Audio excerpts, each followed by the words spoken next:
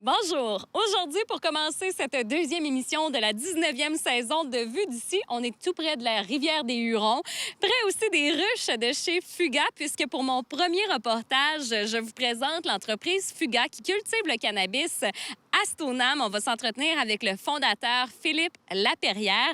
Ensuite, Mégane Labrec nous propose un reportage avec la jeune Tania Plamondon qui a lancé son premier roman à seulement 11 ans. Et finalement, Camille Jobin est allée au dernier marché public des cantons pour cette saison-ci, alors que le cirque Kick-Ass y présentait un spectacle. Bienvenue à Vue d'ici.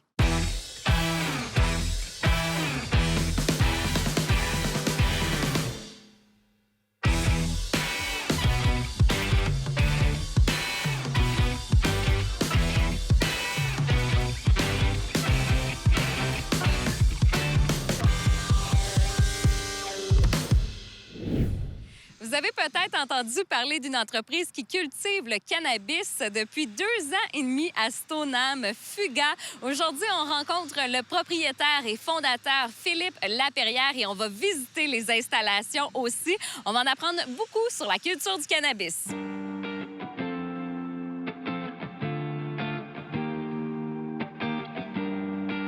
Philippe, fondateur de Fuga, ça va bien? Salut, ça va bien, merci. Merci de nous recevoir. On se sent bien ici. On n'est pas chez vous. On est vraiment dans les bureaux de Fuga. Absolument. Bien, écoute, c'est l'objectif. Quand j'ai fondé l'entreprise, une des premières choses que je voulais que les employés aient un lieu de travail où ils se sentent bien. Fuga, ça veut dire quoi?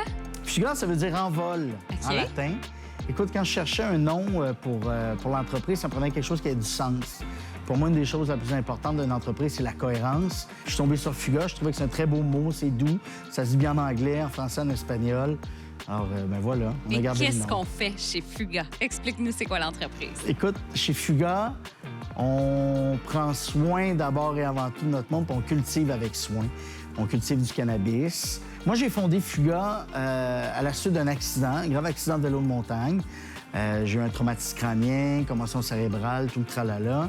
Puis la seule chose, en fait, que j'ai trouvé qui pouvait me soulager, c'était le CBD, un des ingrédients actifs, un des cannabinoïdes qu'on trouve dans le cannabis. Alors, j'en ai fait l'essai. En 3 minutes, les maux de tête, les maux de cœur, les étourdissements ont disparu. Donc, j'ai décidé d'approfondir mes recherches.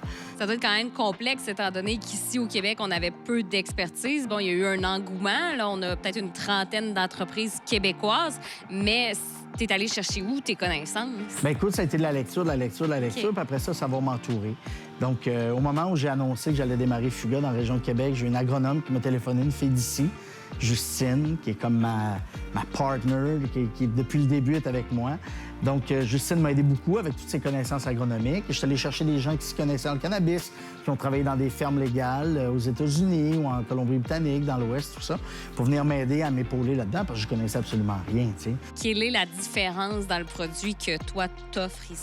Bien, ici, on a une culture particulière. Nous, on cultive en sol vivant. Et donc, on ne travaille pas avec des chimies. On ne travaille pas avec des jus bleus, des jus verts, puis en hydroponie. On est vraiment... La plante pousse dans un sol qu'on a bâti, où on va entretenir de plus en plus les micro-organismes pour nourrir le plant. Nous, on est régi par Santé Canada. Il y a des cahiers de charges très, très stricts par rapport à l'hygiène, la salubrité, les méthodes de faire. Donc, on est certain d'avoir un produit de qualité et d'empêcher toutes les contaminations et d'empêcher les empoisonnements qu'il peut y avoir par rapport à la consommation. Et en plus, avec les SQDC, maintenant, on peut se faire conseiller selon nos besoins. Toi, ici, qu'est-ce que tu fais pousser? Bien, en fait, on a 2 variétés qui sont complètement au spectre opposés l'un de l'autre. Okay. On va avoir le Crescendo, qui est un cannabis qui est comme très apaisant, relaxant.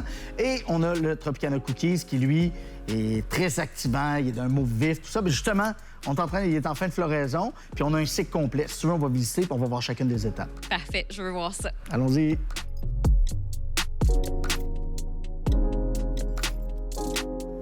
Donc, Philippe, avant de faire le tour des installations, des serres, il faut comprendre le principe de tout ce qu'on voit à l'écran derrière toi. Oui, absolument. Ce que tu vois derrière nous, c'est le cerveau, en fait, de notre installation ici à Stoneham. C'est là où on peut faire le contrôle de la température, de l'humidité, des lumières, du CO2 qu'on va injecter dans les salles. Donc, tout ça peut se gérer à partir de la maison. Il y a des alarmes là-dessus. Ça m'est arrivé de me faire réveiller à 2 h du matin. Tu es obligé de venir voir qu'est-ce qui se passait. Une thermopompe était en panne, etc. Bref, tout passe par là. Ensuite de ça, on va aller faire le tour des salles. Tu vas comprendre l'environnement de chacune des salles au moment opportun, en fait, dans leur cycle de culture. C'est pas du tout le même environnement. Tu vas voir, c'est assez spécial. On va aller voir la première serre. Ça m'intrigue. On y va. Let's go. Bon, mais là, on se dirige vers la première étape, la salle de végétation, notre salle de recherche et développement. C'est rare qu'on fait rentrer du monde là. Oh, je me sens privilégiée. C'est rare. Donc, c'est ton terrain de jeu? Une partie du terrain de jeu. OK. Ici, on est dans la salle de végétation, aussi des plans mères. Les plans mères, c'est les génétiques qu'on va garder. Et de ces plans-là, comme les grands plans qui sont ici, on va venir prendre des clones. On va faire de la bouture. Et de chacun des plants, on va aller retirer un nombre X de boutures qu'on va faire grandir, enraciner, pour ensuite amener dans la salle de floraison. Puis là, la plante va réussir à se déployer puis réussir à pousser puis à faire des belles fleurs. La prochaine étape, c'est la salle de floraison. Donc, les plants, ici, ils sont en 4 pouces. Ils vont rester ici encore quelques jours. Puis après ça, pouf, on va les planter dans la salle de floraison.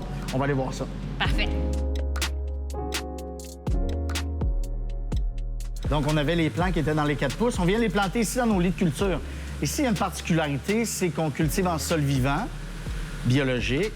Donc, au lieu de mettre les plants dans des pots individuels, on les plante dans des grands pots comme ça, qui vont faire 4-5 mètres et qui vont avoir 4 pieds de large par 18 pouces de profondeur. Donc, on a environ entre 75 et 80 plants par pot. Là, derrière moi, on voit, il y a Marc-André et Philippe qui sont en train de travailler, ils sont en train de pincher, qu'on appelle. C'est-à-dire qu'ils sont en train de... Pincer? De pincer, oui. Absolument, en français. Ils sont en train de pincer les nouvelles têtes pour que les hormones de croissance se déploient dans le plant, qu'il y ait des nouvelles branches qui se déploient pour venir agrandir le plant, pour avoir un maximum de têtes, pour avoir un maximum de fleurs. OK. Puis là, la prochaine étape, c'est laquelle? L'étape d'après, c'est vraiment la floraison. Oh, j'ai hâte de voir ça. On y va. On y va. Let's go!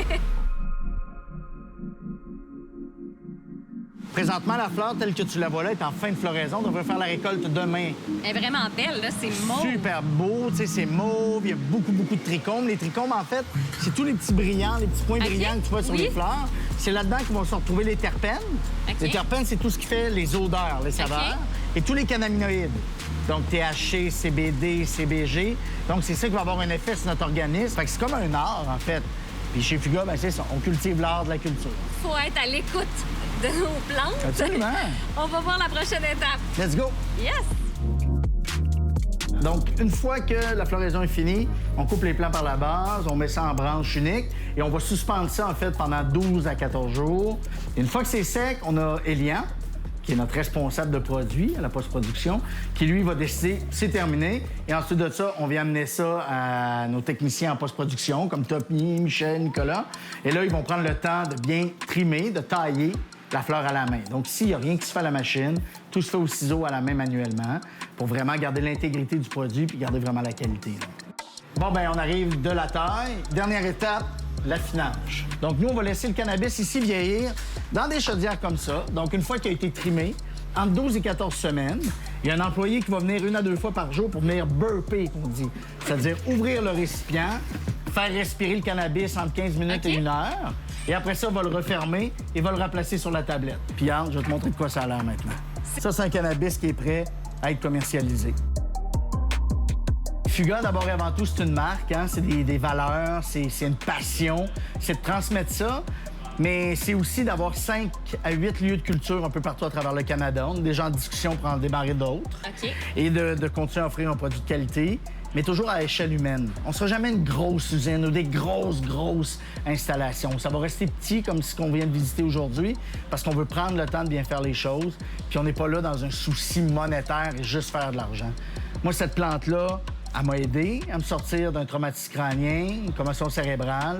J'ai été épaté de voir toutes les possibilités qu'il peut y avoir avec cette plante-là. Puis moi, aujourd'hui, en fait, ma mission avec Fuga, c'est de faire connaître cette plante-là et tout le potentiel qu'elle peut y avoir dans le bien-être des gens.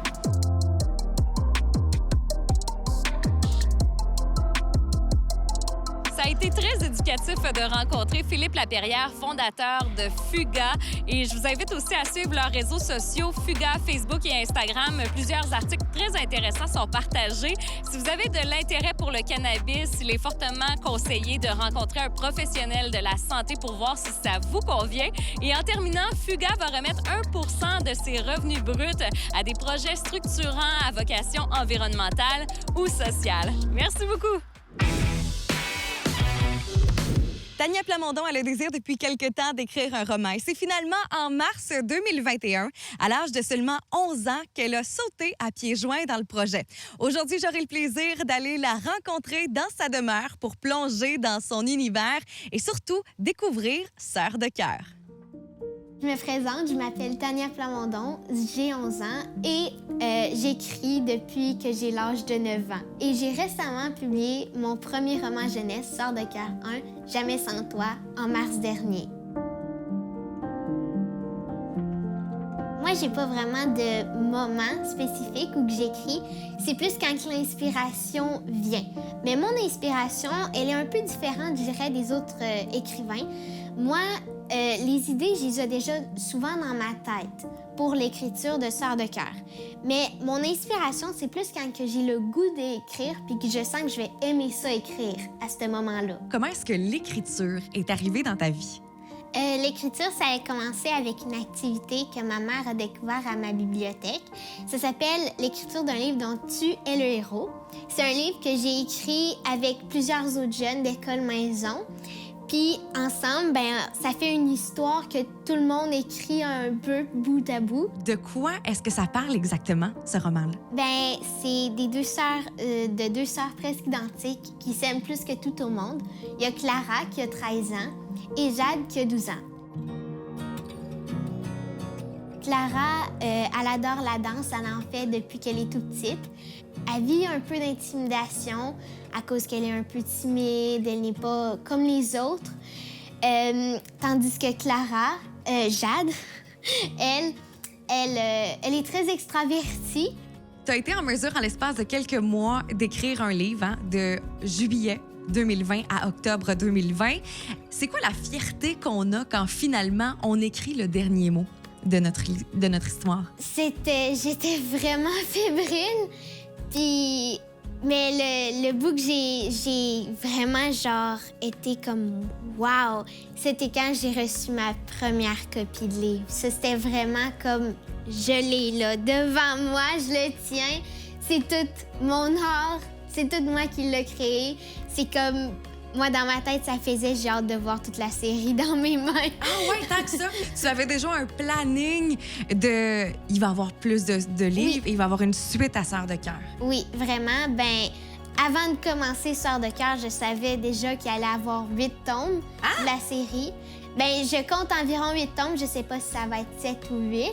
Wow! Mais j'aimerais que ça soit 8 parce que je sais comme quand à peu près tout va se dérouler dans mon livre.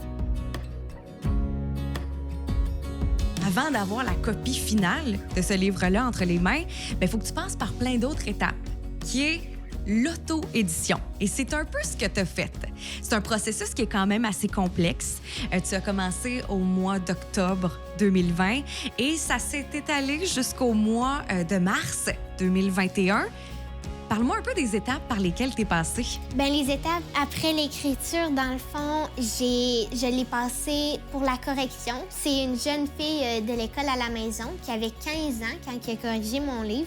Sa mère était correctrice, puis elle était très bonne en français. Alors, on l'a contactée, moi et ma mère, puis elle a décidé de corriger mon livre.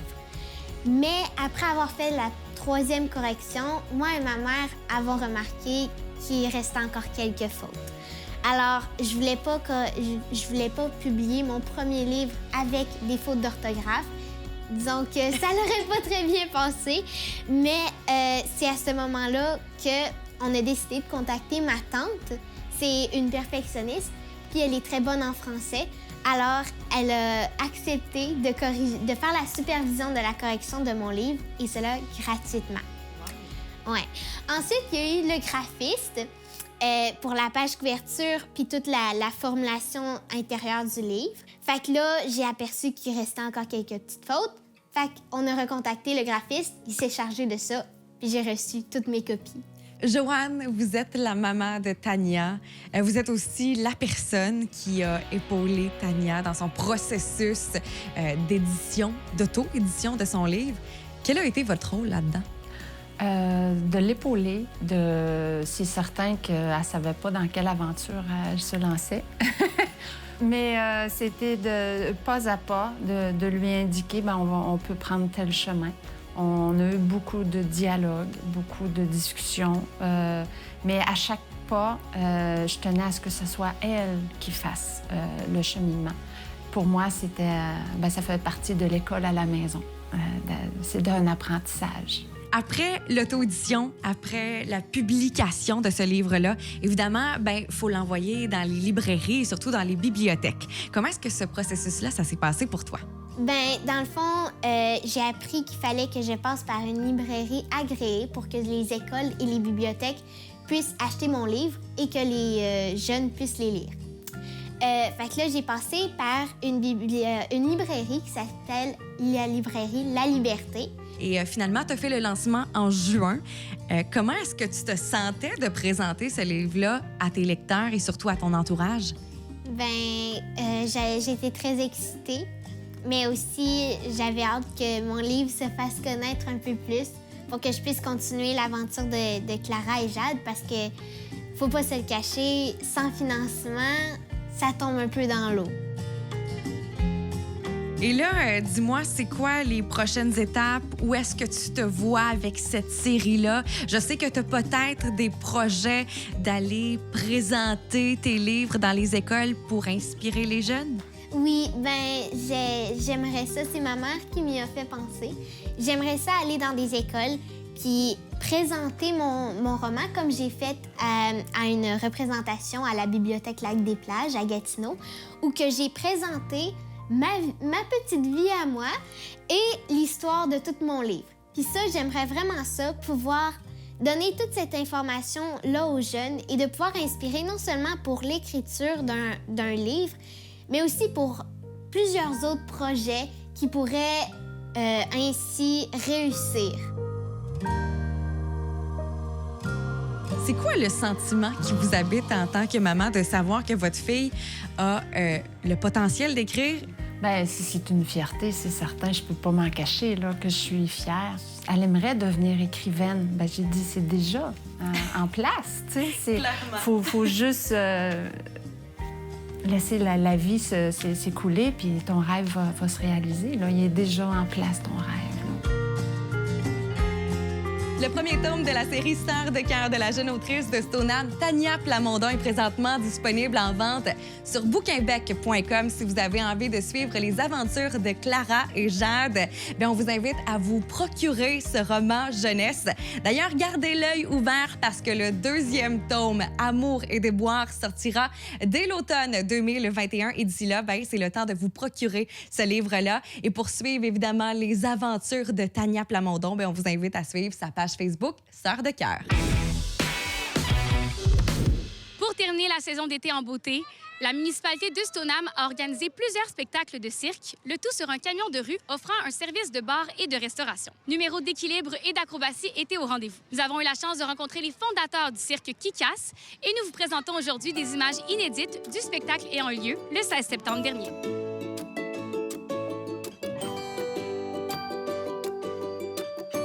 Je m'appelle Gaëtane Deschênes, je suis directrice du service des loisirs, de la culture, de la vie communautaire et des communications à la Ville de Stoneham. Merci de nous recevoir aujourd'hui dans cet événement que tu as, entre autres, organisé. D'ailleurs, veux-tu nous en parler un peu? Oui, c'est ça, c'est une initiative du service des loisirs. En fait, ce soir, c'est la dernière édition du marché public. Donc, on reçoit deux des représentations du cirque Kick-Ass qui se produisent partout sur le territoire de la Ville de Stoneham là, depuis dimanche dernier. Ça se continue encore. Ils font au total 11 représentations dans 10 lieux différents. Ils en font 2 ici ce soir. Et puis ce soir, en plus, on a aussi des acrobates qui font du sway pole. Je ne sais pas si vous avez eu l'occasion de les voir. C'est aussi hyper impressionnant. Donc, un spectacle de cirque, un camion de rue dans lequel on peut aller acheter une bière, des petites grignotines pour regarder le spectacle, profiter de la soirée, puis faire une activité sociale, mais qui respecte toutes les règles qui sont établies par la santé publique. Comment as-tu entendu parler du cirque Kick-Ass et comment tu les as approchés? Oui, bien moi, c'est des artistes que je connaissais déjà. J'ai déjà travaillé dans le monde du cirque, donc c'était des gens que je connaissais. J'ai entendu parler de ce projet-là, donc c'était tout indiqué, je trouvais, pour notre municipalité. Au même moment où eux cherchaient des partenaires qui avaient envie de s'engager avec eux pour diffuser des spectacles cet été parce qu'ils avaient accès là, à un programme de soutien financier du Conseil des arts et des lettres du Québec. Ils avaient besoin de partenaires qui étaient prêts à les accueillir. En contrepartie, bien, le Conseil des arts et des lettres permettait aux gens qui signaient des ententes avec eux de ne pas trop prendre de risques. C'est-à-dire que si jamais la pandémie devait annuler des représentations, tout ça, bien, étant donné que le Conseil des arts et des lettres payait beaucoup des cachets des artistes, bien, nous, on prenait pas un gros risque.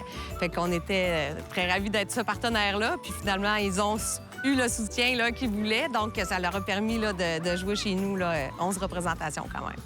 Et qui sont ces fameux fondateurs derrière le cirque mobile Kick-Ass? Oui, en fait, c'est William Poliquin-Sims puis Hugo Ouellette-Côté. C'est vraiment leur projet à eux, mais évidemment, c'est des gens de cirque, ça travaille jamais tout seul, ces gens-là. Donc, ils ont embarqué d'autres artistes avec eux dans le projet pour le spectacle comme tel. Mais vraiment, le camion, là, c'est eux qui l'ont rêvé, qui l'ont imaginé, qui l'ont fait faire, qui l'ont fait fabriquer. C'est quoi que vous avez préféré ce soir? Moi, j'ai trouvé ça impressionnant quand il embarquait sur les chaises. Et toi? Moi, c'était quand il faisait tomber sur la trampoline. Mon nom, c'est Hugo Ouellette-Côté. Je suis un petit gars de la Ville de Québec, un artiste de cirque professionnel. Donc, c'est mon travail. Artiste et entrepreneur maintenant, parce que c'est Ouais. toi qui as cofondé le cirque mobile Kick-Ass. Veux-tu nous parler de ton beau projet? Oui, ben c'est ça. C'est que nous, pendant la pandémie, ça a arrêté le cirque a arrêté. En général, on est parti à l'étranger, on est parti en tournée un peu partout, France, Europe, ben, en Europe en général, partout dans le monde. Donc, c'est pour ça qu'on a pris le temps de s'asseoir, de repenser un peu notre mode d'expression artistique. Puis on voulait arriver avec un projet qui était mobile, qui allait à la rencontre des gens, que ce soit en ville ou en région. Fait que c'est pour ça qu'on a pensé à un camion.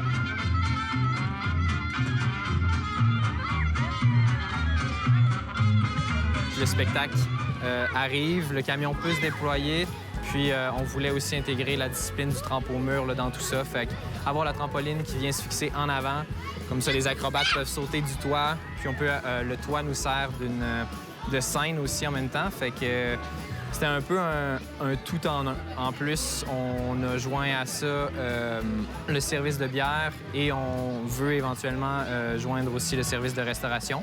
Fait que quelque chose de rapide, mais de vraiment bon. Fait que c'est pour ça qu'on est arrivé avec un concept avec un camion artistique. Ouais.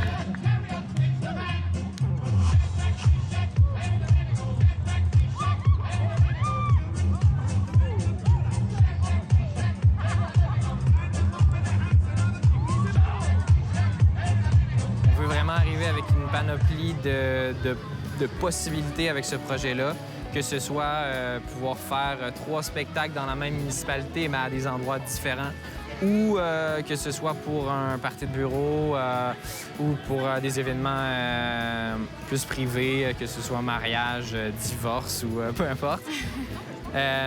Puis pour les événements à plus grand déploiement aussi, là, on va être capable de pouvoir vraiment servir tout ce marché-là, puis être capable de s'intégrer dans toutes les possibilités, être assez versatile. Puis vous avez fait plusieurs régions jusqu'à présent. Vous êtes allé où? On est allé en Gaspésie, on est allé à Joliette. Ensuite, on a fait une tournée dans les environs de Kamouraska et la Pocatière. Ensuite, on a fait des spectacles à Québec, à Limoilou. Ensuite, on est venu ici à Stoneham. On s'en va au Lac-Saint-Jean la fin de semaine, pas celle-ci, l'autre. Puis on s'en va aussi à Montréal. Puis on termine à Québec le 3 octobre. Pour l'instant, ce serait la fin de notre tournée d'été. Après ça, là, on va aller essayer d'aller dans une formule qui est plus hivernale. Fait qu'essayer de changer les breuvages, changer le spectacle, puis s'adapter à notre rude hiver québécois. Là. C'est qui travaille derrière le cirque mobile Kick-Ass? On est 2 fondateurs. Un peu débordés présentement parce qu'on ne s'attendait pas à avoir autant d'attrait pour le spectacle puis pour le concept. Puis il y a 5 artistes présentement dans le spectacle. Quel était votre personnage préféré parmi tous les personnages là, du cirque? Moi, je pense que c'est celui avec les moustaches parce qu'il était très drôle. Moi, c'est lui avec le chandail bleu. Parce que des fois, il sautait de la trampoline, puis des fois, c'était cool qu'est-ce qu'il faisait. On est là pour être avec les gens, pour recevoir la dose d'amour qu'ils nous donnent quand ils apprécient qu'est-ce qu'on fait, puis le sourire des enfants, puis tout ça, tu sais. C'est ça, réellement, c'est ça notre paye. Ouais. C'était super le fun. C'était des beaux numéros, puis toute la famille a bien aimé, là. Pourquoi choisir le cirque mobile qui casse pour un événement? Tu me répondrais quoi? Plaisir garanti. On peut jaser avec les artistes, avoir un bon temps, prendre une bière, apprécier du cirque de qualité internationale, puisqu'on a des artistes qui viennent, qui sont professionnels depuis plusieurs années. Fait que pour toutes ces raisons. Merci Hugo, puis on te souhaite bien de succès pour ton projet. Merci. Que ce soit pour un regroupement entre amis ou pour un événement d'envergure, le cirque mobile qui casse est une expérience québécoise 4 saisons qui permet à ses participants de vivre une expérience hors du commun. Que ce soit pour l'organisation d'un événement ou autre, n'hésitez pas à vous renseigner directement sur leur site Internet au www.cirquequicasse.com. Ça fait du bien de voir des beaux sourires avec cet événement tenu par le marché public des cantons pour la clôture de leur belle saison. Félicitations. Ça a été très inspirant aussi de voir Tania Plamondon nous partager son amour pour l'écriture et finalement de rencontrer Philippe Laperrière, lui aussi très passionné par le domaine particulier qu'il a choisi avec Fuga. Pour voir ou revoir nos émissions, je vous invite à consulter le ccap.tv. Et si vous avez des suggestions de reportages pour nous, eh bien, écrivez tout simplement à info@commercialccap.tv.